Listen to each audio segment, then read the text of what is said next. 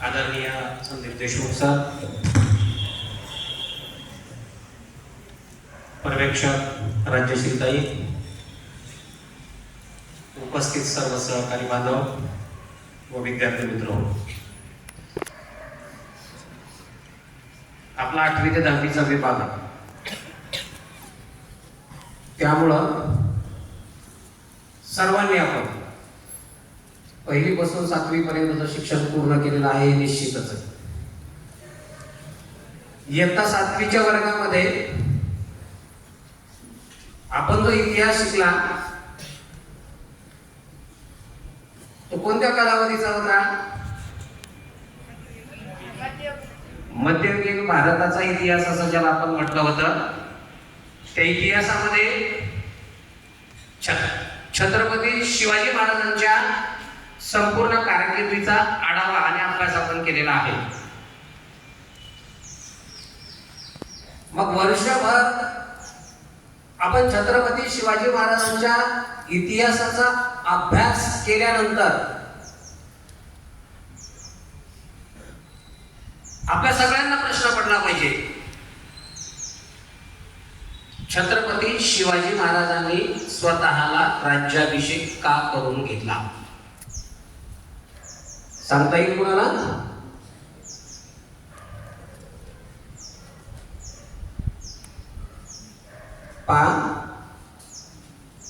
आपण फक्त 8वीच्या वर्गात आलो नाहीये. 8वी 9वी 10वी पुढचे वर्ग आहे का? तुम्ही 8वी साठी बोलतोय असं समजायचं कारण नाहीये.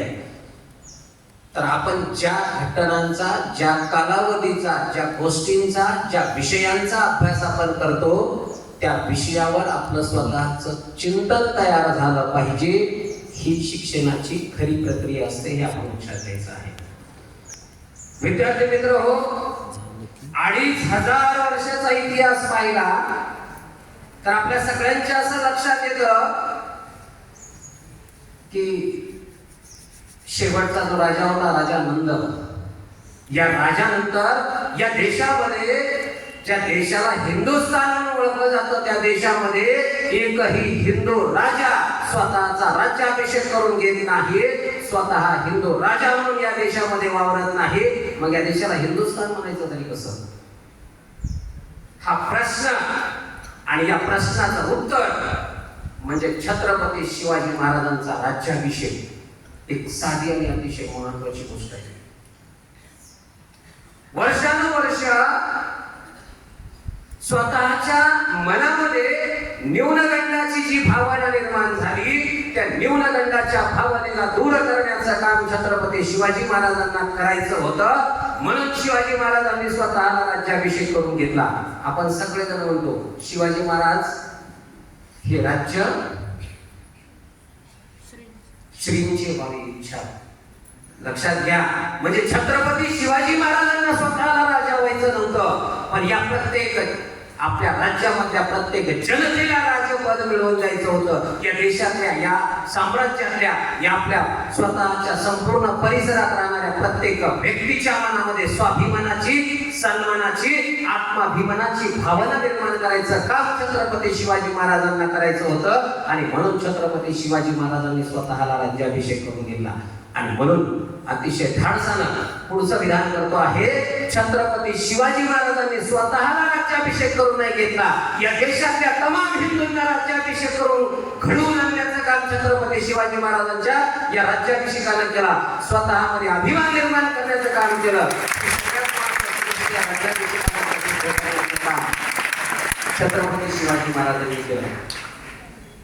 आपण जर छत्रपती शिवाजी महाराजांचा कालावधी पाहिला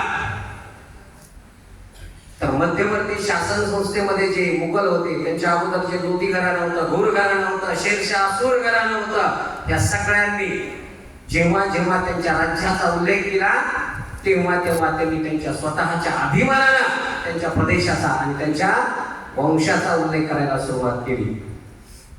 हिंदुस्थानवर राज्य करत असताना परकीय आक्रमकांनी स्वतःच्या वंशाचा, स्वतःच्या प्रदेशाचा या देशात येऊन जर अभिमान बाळगत असतील आणि आपल्यावर राज्य करत असतील तर आपल्याला आपल्या प्रदेशात राहून आपल्या धर्माचा, आपल्या प्रदेशाचा, आपल्या भाषेचा, आपल्या संस्कृतीचा अभिमान असायला नको का?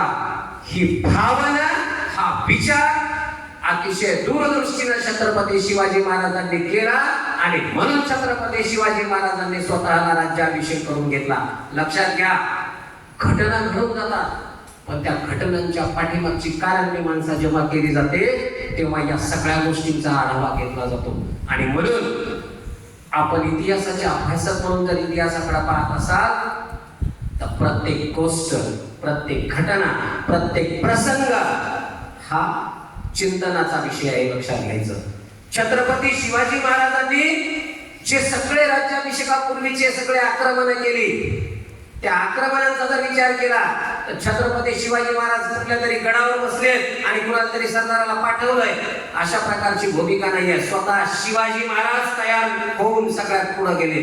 म्हणजे छत्रपती शिवाजी महाराजांनी सुरुवातीच्या काळामध्ये कार्यकर्तृत्व सिद्ध केलं. मी छत्रपती होण्यासाठी पात्र आहे हे सिद्ध करून दाखवलं आणि मग त्या छत्रपती पदाची पात्रता सिद्ध केल्यानंतर त्यांना तो नैतिक अधिकार प्राप्त झाला छत्रपती पद स्वीकारण्याचा. आणि म्हणून छत्रपती शिवाजी महाराजांनी स्वतःला राज्याभिषेक करून घेतला. आपल्या सगळ्यांना माहिती असलं पाहिजे, या परिसरामध्ये वेगवेगळ्या शाही होत्या. कुतुबशाही, निजामशाही, आदिलशाही, मलिकशाही अशा प्रकारच्या ज्या वेगवेगळ्या शाही होत्या, या सगळ्या शाह्यांनी आणि मध्यवर्ती शासक असणाऱ्या मुघलांनी या देशामध्ये हिंदूंचं राज्य निर्माण नाही व्हायला पाहिजे. छत्रपती शिवाजी महाराजांना आपण जर इतिहासाची पानं चाळली तर लक्षात यायला लागेल, इंग्रजांनी लुटारू असा संबोध केलेला आहे.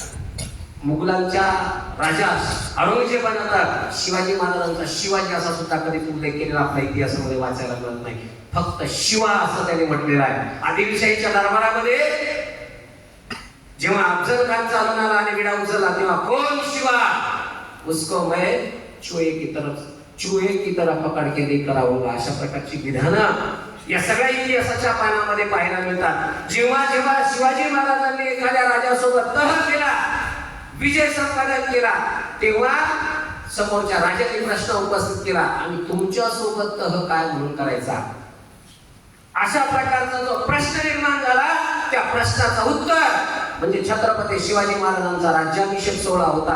आणि या सगळ्या घटनांच्या कारणांमधून छत्रपती शिवाजी महाराजांनी राज्याभिषेक करून का घेतला, या सगळ्या कारणांची उत्तर आपल्याला पाहायला मिळतात. जनतेला सगळ्यात महत्वाची गोष्ट आहे, सगळ्यात महत्वाची गोष्ट छत्रपती शिवाजी महाराजांना स्वतःला छत्रपती म्हणून मिळवायचं नव्हतं. जनतेला सुखी करायचं होतं, संपन्न करायचं होतं, सन्मानाची वागणूक मिळवून द्यायची होती. आणि या सगळ्या कारणांच्यासाठी म्हणून छत्रपती शिवाजी महाराजांनी आपल्या स्वतःला राज्याभिषेक करून घेतला. एक इतिहासकार आहेत प्रणव देशपांडे नावाचे, त्यांचं एक पुस्तक आहे छत्रपती शिवाजी महाराज नावाचं. आणि त्या पुस्तकामध्ये एका ठिकाणी असा उल्लेख सापडतो की महाराजांचा प्रताप दिवसेदिवस वाढत चालला, असे जाणून छत्रसिंहासन करावे, राज्याभिषेक करावा असा सर्वांचा मनोदय झाला. म्हणजे छत्रपती शिवाजी महाराजांना स्वतःला राज्याभिषेक करून घ्यावा वाटला म्हणून राज्याभिषेक झालेला नाही. सर्वांच्या आग्रहासाठी छत्रपती शिवाजी महाराजांनी राज्याभिषेक केला. आणि त्या राज्याभिषेकाच्या माध्यमातून छत्रपती शिवाजी महाराजांनी अनेक गोष्टी साध्य केल्याचं आपल्याला पाहायला मिळेल. लक्षात घ्या, या देशामधला एखादं कुठलंही काम जर करायचं असेल तर त्याला अधिकार कोणाला आहे? कुणाला अधिकार आहे? देशाचं काम करायचं असेल, आता विद्यमान परिस्थितीमध्ये जर एखादं काम करायचं असेल तर कुणाला अधिकार आहे? बोला जोरात कोणीतरी, कुणाला अधिकार आहे? अरे बोला, सरकारला. मग या देशामध्ये आपल्याला जर काम करण्यासाठी विद्यमान परिस्थितीमध्ये सरकारची गरज पडत असेल तर 350 वर्षापूर्वी छत्रपती शिवाजी महाराजांना काम करताना सरकार निर्माण करण्याची भूमिका घ्यावी लागली. आणि हे सरकार म्हणजे या राज्याभिषेक सोहळ्याच्या माध्यमातून सरकारची स्थापना करण्यासाठी छत्रपती शिवाजी महाराजांनी 6 जून 1674 स्वतःला राज्याभिषेक करून घेतला.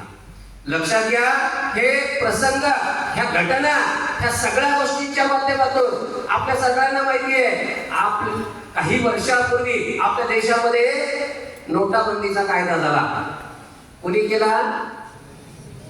सरकारने केला की नाही, म्हणजे चलन व्यवस्था निर्माण करण्याचं काम सुद्धा, अधिकार सुद्धा सरकारला आहे. आणि शिवाजी महाराजांना जर चलन निर्माण करायचं असेल, अर्थव्यवस्था निर्माण करायची असेल, तर स्वतःला राजपद मिळवावं लागणार होतं. आणि म्हणून छत्रपती शिवाजी महाराजांनी शिवरायांनी होन नाण्यांची निर्मिती करण्यासाठी राज्याभिषेक केला. छत्रपती शिवाजी महाराजांनी राज्याभिषेकानंतर राज व्यवहार कोश तयार केला. या सगळ्या गोष्टींसाठी छत्रपती शिवाजी महाराजांना राज्याभिषेक करून घेणं गरजेचं होतं. आणि म्हणून छत्रपती शिवाजी महाराजांनी राज्याभिषेक करून घेतल्याचं आपल्याला लक्षात घेणं गरजेची गोष्ट आहे. शिवाजी महाराजांना जेव्हा राज्याभिषेक सोहळ्याची तयारी करायला सुरुवात केली, तेव्हा छत्रपती शिवाजी महाराजांच्या मनामध्ये याचे प्रसंग, या सगळ्या घटना आपण जे करतोय त्याची दूरदृष्टी खूप वर्ष अगोदर त्याचं नियोजन करायला सुरुवात केली. आणि मग छत्रपती शिवाजी महाराजांनी एका इतिहासकाराच्या पुस्तकामध्ये एक संदर्भ सापडतो की आपल्या मराठवाड्यामध्ये संभाजीनगरच्या जवळ एक देवगिरीचा किल्ला आहे, ज्याला अजिंक्य किल्ला म्हणून ओळखलं जातं आणि अतिशय उत्तुंग असणारा किल्ला म्हणून ओळखलं जातं. आणि इतिहासामध्ये आवर्जून उल्लेख पाहायला मिळतो की छत्रपती शिवाजी महाराजांनी जेव्हा राज्याभिषेक करायचं ठरवलं, तेव्हा अनेक किल्ल्यांची पाहणी केली. आणि पाहणी केल्यानंतर छत्रपती शिवाजी महाराजांच्या संदर्भामध्ये आणि चर्चेमध्ये असा उल्लेख येतो की देवगिरीचा किल्ला तर अजिंक्यच आहे, पण त्याच्यापेक्षा देखणा आणि सुंदर किल्ला जर कोणता असेल तर तो म्हणजे रायगड. आणि म्हणून शिवाजी महाराजांनी राजधानी म्हणून, या राज्याची राजधानी म्हणून रायगडाची निवड केली. म्हणजे शिवाजी महाराजांना राज्याभिषेक करण्याच्या अगोदर या प्रत्येक गोष्टीचं नियोजन सुद्धा करावं लागलं. आपल्या सगळ्यांना माहिती असलं पाहिजे, छत्रपती शिवाजी महाराजांच्या राज्याभिषेकासाठी जवळपास 4 महिने या रायगडावर 11,000 ब्राह्मण आणि लाखभरापेक्षा जास्त लोक उपस्थित होते. या सगळ्या लोकांच्या उपस्थितीमध्ये एक सगळ्यात महत्वाचा व्यक्ती म्हणून ज्याचा उल्लेख करता येईल तो इंग्रजांचा प्रतिनिधी हेनरी ऑक्सिडेन नावाचा व्यक्ती या दरबारामध्ये होता. आणि त्याच्या प्रसंगामध्ये तो लिहितो की छत्रपती शिवाजी महाराज, बघा, छत्रपती शिवाजी महाराज एका भव्य अशा सिंहासनावर राजा म्हणून आरूढ झाले. हा इतिहासातला अतिशय महत्वाचा क्षण आहे. का म्हटलं असं त्यांनी? तर तब्बल 20 वर्ष मुघल निजामांच्या सोबतच पोर्तुगीज, इंग्रज, डच, फ्रेंच छत्रपती शिवाजी महाराजांनी स्वतःला राजा घोषित करू नये म्हणून प्रयत्न करत होते. स्वतः छत्रपती होऊ नये म्हणून प्रयत्न करत होते. पण त्या प्रयत्नांचा शेवट ज्या दिवशी घडला तो दिवस म्हणजे राज्याभिषेक सोहळ्याचा दिवस. आणि त्या दिवशी इंग्रजांचा प्रतिनिधी म्हणून त्याला जे वाटलं ते त्यानं त्याच्या स्वतःच्या वर्णनामध्ये, त्याच्या पुस्तकामध्ये लिहिलेलं आपल्याला पाहायला मिळतं. ह्या सगळ्या गोष्टी आपल्याला आवर्जून लक्षात घ्याव्या लागतात की या सगळ्या घटनांच्या माध्यमातून छत्रपती शिवाजी महाराजांना असं वाटत होतं की शिवराज्याभिषेक ही म्हणजे एका दिवसाची, एका वर्षाची किंवा छत्रपती शिवाजी महाराजांच्या काळापुरती मर्यादित गोष्ट नव्हती, तर 2500 वर्षाच्या गुलामीला, 2500 वर्षाच्या मानसिकतेला बदलविण्यासाठीची अतिशय महत्वाची घटना होती.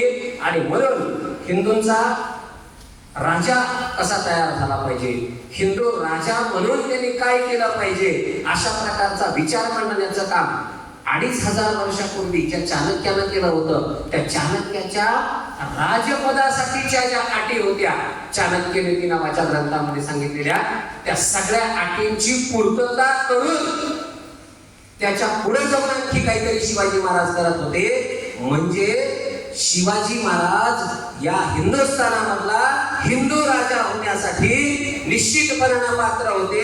आणि म्हणून या सगळ्या घटनांच्या मध्ये आपल्याला छत्रपती शिवाजी महाराज हे शिवराज्याभिषेक सोहळ्याचं नियोजन करत होते हे लक्षात घ्यावं लागतं. याच्या पुढे गेल्यानंतर आणखी एक महत्वाची गोष्ट आपल्याला लक्षात घ्यावी लागते. छत्रपती शिवाजी महाराजांचा हा जो राज्याभिषेक सोहळा झाला, त्यानंतर आणखी एकदा परत दुसऱ्यांदा छत्रपती शिवाजी महाराजांनी राज्याभिषेक करून घेतला. खरं तर या राज्याभिषेकालाही अगदी कमी कालावधीमध्ये 24 सप्टेंबर 1674 ला छत्रपती शिवाजी महाराजांनी दुसरा राज्याभिषेक केला. या राज्याभिषेकाच्या अनुषंगाने अनेकांची वेगवेगळी मतं आहे, अनेकांच्या वेगवेगळ्या भूमिका आहेत.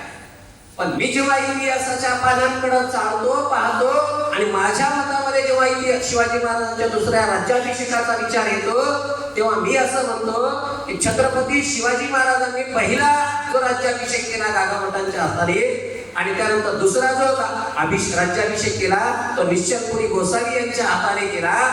म्हणजे या समाजामध्ये, या हिंदू धर्मामध्ये, या महाराष्ट्राच्या मातीमध्ये जे वेगवेगळे विचार प्रवाह, हिंदू धर्मांच्या ज्या रूढी परंपरांचं पालन करणारे जे वेगवेगळे विचार प्रवाह अस्तित्वात होते, जे वेगवेगळे पंथ अस्तित्वात होते, त्या सगळ्या पंथांचा पाठिंबा मिळवायचा, त्या सगळ्या पंथांना जाणून द्यायचं, दाखवून द्यायचं की मी कुणाचा एकाचा नाहीये, तर मी या समस्त हिंदुस्थानातल्या हिंदू धर्माचा राजा आहे याची जाणीव सगळ्या लोकांच्या मनामध्ये निर्माण करून द्यायची.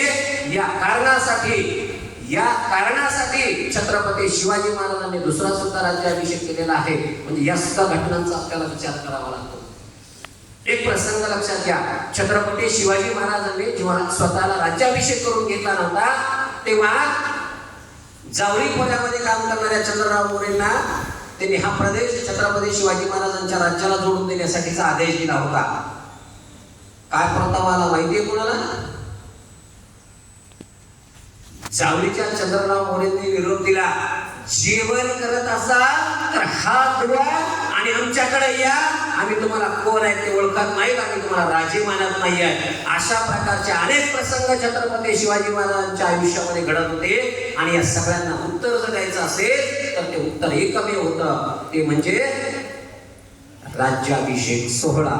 आणि म्हणून छत्रपती शिवाजी महाराजांनी राज्याभिषेक करून घेतला आणि हिंदूंचं 2500 वर्षामधलं जे स्वप्न बांधून ठेवल्या गेलं होतं त्याला नवसंजीवनी देण्याचं काम, नवचेतना देण्याचं काम, नवस्फूर्ती देण्याचं काम छत्रपती शिवाजी महाराजांच्या या राज्याभिषेक सोहळ्याने केल्याचं आपल्याला सांगता येतं. छत्रपती शिवाजी महाराजांनी या राज्याभिषेकाच्या नंतर सर्वसमावेशक अष्टप्रधान मंडळाची निर्मिती केली आणि न्यायदानासाठी सुद्धा राजसिंहासनावर आरूढ झाले.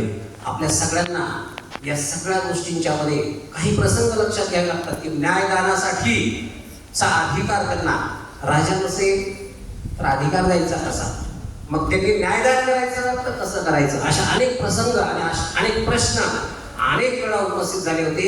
या सगळ्या प्रश्नांची उत्तरं देण्यासाठी छत्रपती शिवाजी महाराजांना राज्याभिषेक करून घेणं अतिशय गरजेचं होतं. आणि म्हणून 6 जून 1674 ला राज्याभिषेकाचं नियोजन झालं. आता राज्याभिषेक जरी केला असला तर लक्षात घ्या की 6 जूनलाच राज्याभिषेक झाला म्हणजे फक्त त्या दिवशीचा सोहळा नव्हता. तब्बल 8 दिवस अगोदर वेगवेगळ्या प्रकारच्या विधींनी राज्याभिषेकाची पूर्वतयारी सुरू झाली. इतकंच नाही, आता एक प्रसंग फक्त सांगतो आणि मग अशा असंख्य प्रसंग आहेत की जेव्हा छत्रपती शिवाजी महाराजांना राज्याभिषेक करायचं ठरलं तेव्हा मंत्रोच्चारामध्ये त्यांचा विवाह विधी सोयराबाईंशी त्यांचा राज्याभिषेक करण्याच्या अगोदर 2-3 दिवसांनी त्यांचा विवाह परत एकदा लावण्यात आला. काही जण त्याच्यावर आक्षेप घेतात, पण छत्रपती शिवाजी महाराजांनी या सगळ्या विधी ज्या 2500 वर्षापासून किंवा चाणक्याने जे सांगितलेले तत्व होते त्या सगळ्या तत्वांचं आचरण करून 8 दिवसामध्ये पूर्ण सगळे विधी केले आणि मग सिंहासनावर आरूढ झाले. अष्टप्रधान मंडळ सोयराबाई आणि युवराज छत्रपती संभाजीराजे त्यांच्या पायथ्याशी बसल्याचे उल्लेख इतिहासामध्ये सापडतात राजकुमार म्हणून. या सगळ्या घटनांच्या माध्यमातून आपल्याला छत्रपती शिवरायांची शिवराज्याभिषेक करून घेण्यापाठीमागची भूमिका, मला वाटतं की राज्याभिषेक केला छत्रपती झाले अरे पण छत्रपती झाले म्हणजे नेमकं काय अर्थ आहे या छत्रपती शब्दाचा, तो समजून घेणं हे आपल्या सगळ्यांचं कर्तव्य आहे. छत्रपती नुसतं म्हटलं म्हणजे त्या छत्रपती शिवरायांचं नाव घेतल्यानंतर प्रत्येकाची छाती फुलून आली, फुगून आली म्हणजे ठीक झालं. इतक्या पुरते शिवाजी महाराज मर्यादित नाहीये. छत्रपती या शब्दाचा अर्थ सार्वभौम आणि सर्वे सर्वा असा होतो. तो आपण म्हणजे सार्वभौम राज्याची निर्मिती करण्याचं स्वप्न छत्रपती शिवरायांनी पाहिलं, त्यामुळे ते छत्रपती झाले. हे आपण समजून घ्यावं. या प्रत्येक शब्दाचा अर्थ आपण समजून घ्यावा. जगातले अनेक विद्यापीठ छत्रपती शिवरायांना मॅनेजमेंट गुरु म्हणून, छत्रपती शिवरायांची युद्धनीती म्हणून, छत्रपती शिवरायांचं राज्य प्रशासन म्हणून अशा वेगवेगळ्या विषयाला घेऊन विद्यापीठ स्तरापर्यंत त्यांचा अभ्यास करताय. आणि आपण मात्र फक्त छत्रपती शिवाजी महाराजांच्या नावानं घोषणा देऊन छत्रपती शिवाजी महाराजांचं काही मात्र विसरत चाललोय. की काय अशा प्रकारची भूमिका मला वाटायला लागली. आणि म्हणून मी सांगतोय, मला वाटतं म्हणून मी तुमच्या समोर माझी भूमिका मांडतोय की छत्रपती शिवरायांचं बहुआयामी व्यक्तिमत्व आपल्याला समजून घ्यावं लागेल. छत्रपती शिवरायांच्या या बहुआयामी व्यक्तिमत्वाच्या वेगवेगळ्या पैलूंना आपल्याला समजून घेऊन आचरणात आणावं लागेल. खऱ्या अर्थानं छत्रपती शिवरायांनी राज्याभिषेक सोहळ्याच्या माध्यमातून जे रामराज्य निर्माण करण्याचं काम केलं, जे शिवराज्य निर्माण करण्याचं काम केलं, त्या शिवराज्यांचे खरे पायी जर आपल्याला व्हायचं असेल तर शिवरायांचे विचार, शिवरायांची भूमिका आणि शिवरायांची दृष्टी या वेगवेगळ्या निमित्तानं आपल्याला समजून घेऊन नित्यनेमानं आपल्याला आचरणात आणावी लागेल. खऱ्या अर्थानं तीच शिवरायांना खरी मानवंदना असेल असं मला वाटतं. अतिशय मोठ्या प्रमाणामध्ये विचारांची भूमिका आहे, पण वेळेची मर्यादा आणि या सगळ्या कार्यक्रमाचं स्वरूप लक्षात घेऊन मी फक्त एक घोषणा देईन आणि त्यानंतर मी माझं भाषण संपवेल. आपण सगळ्यांनी हे माझ्यापेक्षा दुप्पट आवाजामध्ये प्रतिसाद द्यायचा आहे. क्षत्रिय